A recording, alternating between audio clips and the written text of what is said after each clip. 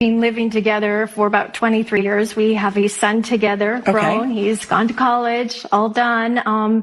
And we cohabitated. We were a couple. And when he decided we weren't going to be together anymore. He did the breaking up? Yes, Your Honor, he did. And I then said, okay, I'm going to go on a retreat. I'm going to get rid of things that I don't want, but I wanted to keep certain sentimental things that were of meaning to me. And he agreed to hold on to those things, one of which was my beloved piano, which belonged to my mother. Did you actually, how did this work? When you went off on your retreat, were you still living together and then you went off on a retreat, or had you moved out and then you went off on a retreat, or how? Technically, I had moved out because we had sold our home and I had moved out. I had not found a new place to live yet because after I came back from my retreat, I was going to then look for a new home. Correct. But leaving your stuff at the home that you had shared. That is correct, And did he agree to take care of it? Yes, he did. You actually have that in some text. Can I see your text? Yes, I do, and I am happy to share that with you. Right here, Your Honor. Thank you. It actually specifies my precious belongings that he said he would hold on to. Does it? It says, I'm sorry to do this to you, but I have a few items I want to hold on to when I come back. Can I leave them with you? Yes. To which you respond, what are they? And then she says, just some of my favorite pieces from my antique collection. He knew what my favorites were. Just a second. To which I would say, what are they? I would just repeat my question because I didn't get an answer. But instead you say, yeah, that should be fine. Did you know what she meant? No, I did not. Well, I did why not did you know say, yeah, she would be fine? I did not know what items specifically that she wanted. But you just didn't care because it was fine. I was just being, a gentleman. No, that's fine. But then you got to do what you say you do. True. So what happens instead? You're off on a retreat. What kind of retreat was this? It was actually, I went to India and it was a very spiritual retreat. And part of the retreat was 3 weeks of no cell phone, no email, no nothing. It was a silent retreat. You had to be silent for 3 weeks? Yes. And I could not contact anyone. Hell no, that's not going to happen.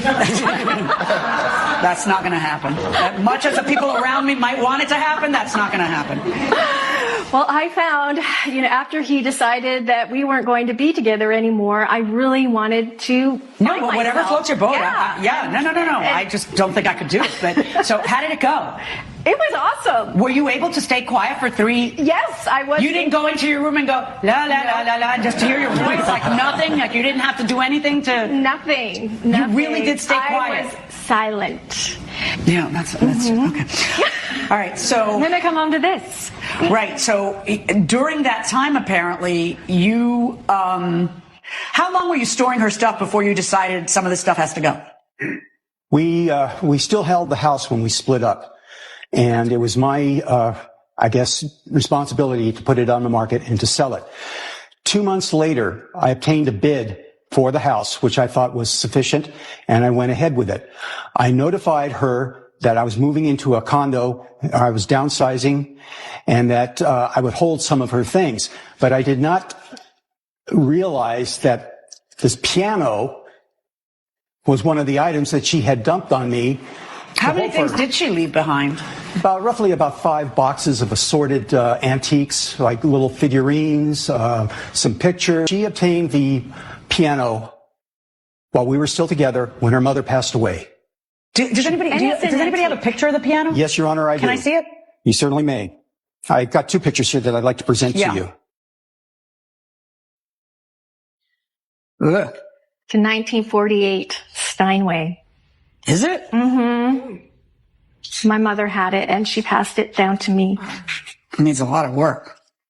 Your Honor, for the 2 years or so while she held that piano, she did nothing to attempt to restore it. What do I do with the fact that you told her you'd store it and then you didn't? What do I do with that? Well, I was downsizing. The piano was definitely an eyesore, and I don't know that it would have any value even being that old because of the condition that it was in. It's probably holding more of the sentimental value because it was her mother's more than any monetary value to it. And for him, it just looks like a raggedy piano that he's having to house. And they're big and clunky and heavy. But at this juncture, after she got back from India, that should have been her cue to go get the things that were really sentimental to her. It's odd to leave things that you value with an ex long term.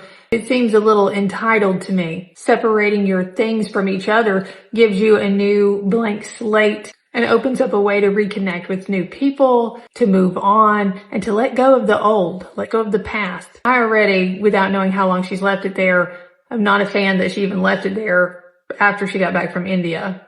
Let's keep going. You're not giving me solutions of how I resolve it when you did what you did. You see, there's a difference. Like you, yeah, it was in my way. Yeah, that, but what do I do with the fact that you promised you would store this colossal thing and then you didn't? And you knew that, I mean, because you knew how she got it. You had to know that she was going to be really upset. Certainly not worth $5,000. But you had to know that she was going to be really upset if you gave it away.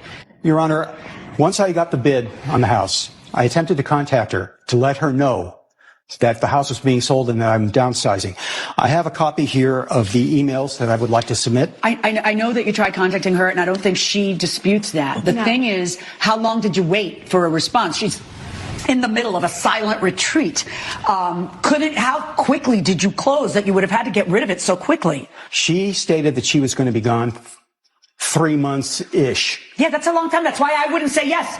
Like if she tells me, I need to leave my stuff there and I'm going to be gone 3 months, I'd say, well, you better get a storage room, girl. That's what I would say. But see, that's not what you said, because I'm trying to be a nice guy or whatever. You feel guilty after 23 years, whatever. You're trying to be a nice guy, but now you want to take back being a nice guy. So why didn't you just arrange to have this moved to a storage facility or something if you didn't have the room, or go to a friend's house and wait it out? Or see, the problem is you committed to something and then you didn't do the thing that you committed to, right? In a way, yes. In a way. 100%. Yeah. I would think say he's being vindictive, actually. Vindictive? Why? He's not mad at you. He dumped you. Did you dump her? we split He dumped amicably. me. Right. And Yeah. but then Now that she's would saying give, that we split. But I'm glad. That, in anger with each other. It was an amicable split between the two of us. had you been drifting apart for a while? Yes. With her job as a financial analyst, she would get up in the morning, get ready for work, go, and then come home and only have about 2 hours between us before going to bed. Well, I was the breadwinner for our home. I mean, Yes, but the thing is, there was no communication. You just describe most people's lives. You know that, right? Like you come back from work and then you got like 2 or 3 hours and then you're wiped. So that's kind of, that's a cycle of life there. What about weekends? We tried to get together, take our son with us. And there were also times where I tried listen, to... the heart wants what the heart wants, and the heart doesn't want what the heart doesn't want. I mean, you don't really have to explain why you broke up. This is really an oral contract between the two of you that you're going to store stuff, and she's not paying you to store it or anything, but you do have some duty of care. In the law, when you agree to store stuff, if it weren't this situation, if she had taken her piano to a storage place and then they let, wrecking ball destroy it, they would have a very high duty of care because they're getting paid to store it. It's a lesser duty of care when you're not getting paid, but it's still a duty of care. I mean, you told her you were going to keep this stuff, and you knew her how long? You were together 23 years? Yes. You know that this is going to get to her. Quick correction for me. I thought she was just gone 3 weeks. So she was gone 3 months. And in that time, he sold the house. So yeah, that does change a few things for me. But yeah, he agreed, and they were together for 23 years. And Judge Million's saying that, well, he shouldn't have any resentment or animosity towards her because he broke it off. But that is why he has resentment and animosity towards her, because he was done dealing with her and trying to move on, and he couldn't because her things were still lingering, even though he agreed to it. But that when you're done with someone, I want you to think about that. Like when you're done with a relationship, doesn't it irritate you if you're still dealing with things from that relationship? He may not be vindictive in the way like, oh, you did me dirty and broke up with me, so I'm going to get you back. But it's more, I still think, vindictive of, I don't care about you anymore. I want to move on with my life. So I don't care what happens to this. And I don't care if it's special to you. I'm just ready to move on. And if you don't get everything back, oh well. I think that's where we're at. Especially after 23 years of knowing her, he definitely knew where her sore spots were at. Let's keep going. How are you going to tell me that this upright piano couldn't be somewhere in your condo? Yeah, it's not ideal, but it's what you agreed to. Well, the thing is, if I kept the piano, it would be in the garage. Yeah, for 3 months. No, in your condo. In the condo. Yeah, gross. It's gross. It's ugly. It's whatever. But see, you agreed. Did you have someone new in your life at this point who was saying get rid of that? No, I do not. Okay. But see, since you, because that I would understand, you agreed to store the thing, and then you don't. And it's not an elephant. It's an upright piano which goes against the wall. How is this worth $5,000, darling? Well, Your Honor, I'd like to submit this as evidence because I found a similar piano. In the same condition? Yeah, hand that over to my brother. I got a feeling wait, I'm a magician. Watch this. It's not in the same condition. Okay. Yeah, not really. Right. And I would like to buy that, even though it does not. No. Oh, of course you would. You would like to own this and then come out with this. Of course, who wouldn't? I would, Andrew would, he would, everybody would rather come out much better than they walked into court. But that's not what the purpose of court is. The purpose of court is to make you whole. It's you saying that side did you wrong, and their wrong cost you X. And the only way the world will be right again is if you get X. It's not you getting 10 times X, you see? And so you're trying to get the value of a fully restored piano when what you had was a hunk of junk. It has no legal value. In other words, if this gavel is super meaningful to me, that doesn't mean it's worth $10,000 just because it's so meaningful to me. It's still only, a $2 gavel. You see what I mean? Okay. So pictures may be emotional, stuff is emotional, you have an emotional tie to it, there's no value in court to an emotional tie. I get it. And if there's still value to this, I'm just saying it's not $5,000 value. That's all I'm saying. I couldn't even find the one that he donated. Did you try to find it? I did try to find it. And what had happened? Somebody had bought it? Someone else has it. Yeah. I don't even know where it is. Your Honor, I'd like to present to the court a receipt from the thrift company or store giving the value of $500 for the piano. I got news for you, pal. That's what they value everything at because that's the tax max. So usually it looks like this.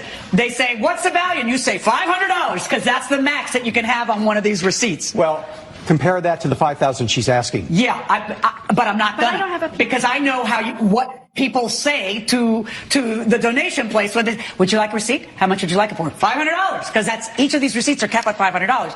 So my job is to try to figure out what this is worth on the open market, not what a tax receipt, the cap of tax receipt could say. And so I'm taking into account the condition it's in, the amount of work it would take to restore it. Thank you, Your Honor. To make it worth $5,000. And 1948. I grew up in Astoria, New York, by a busy street that was called, is this how you pronounce this, Steinway? Yeah. Mm-hmm. Okay, but the one and only name for that busy street in my house was Steinway Street. And so every time I see the word, I am so tempted to say Steinway. Steinway, Marilyn. Steinway. All right. Mahogany. You know how hard you have to work to make this mahogany look like that mahogany? It's not the mahogany part. It's the fact that it's a 1948 Steinway.